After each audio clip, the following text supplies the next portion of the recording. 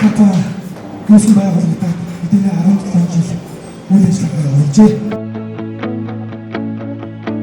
Энэ хугацаанд бид бүхэн цэцгийн бодлоо хөрвөл хийсэн зүгээр хайр, сэтгэл, оюун цэцгийн Монголдо утгшуулахын төлөө энэ хугацааг зориулжээ. Найдвараа би бас эртнээс мэднэ. Жинхэнэ хөдөлмөрч хүмүүс ямар байдаг вэ те? Энэ гараараа сэтгүүгээр чин сэтгэлээсээ юмыг бүтээж чаддаг болоод ямар байдаг вэ гэдгийг өнөөдөр хараад бахархаад сууж байна.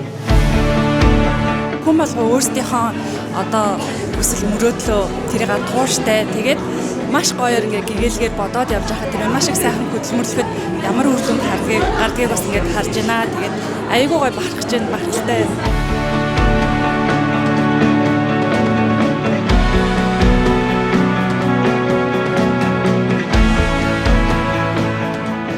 Тэгээд энэ 5 төслийн бас ард гарсан цэцэг мэргэжлийн хамгаалалтанд баяр хүргэе.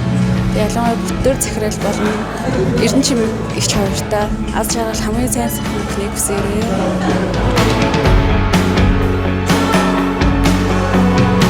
Энэ компанид би ажиллаад 11 дэх жилдээ явж байна. За тэгээд энэ хугацаанд энэ компанийнхаа үүсгэн байгуулсан бүтээн байгуулалт тэ Монгол улсынхаа маш олон ард иргэдэд ялжгалыг биелүүлсэн ийм компанийнхаа нэгэн хэсэг болоод байж байгаадаа маш баяртай байгаа. Flower Market-тайгаа харилцаад одоо 2 жил болсон гэсэн үг харилцагч байгаа. Тэгээд үнэхээр ажиллахад амар байдаг. Үнэхээр найдвартай хамтрагч түнш маань байж чаддаг. Тэгээд энэ сайхан нээлтэнд оролцсондоо маш их баяртай байна.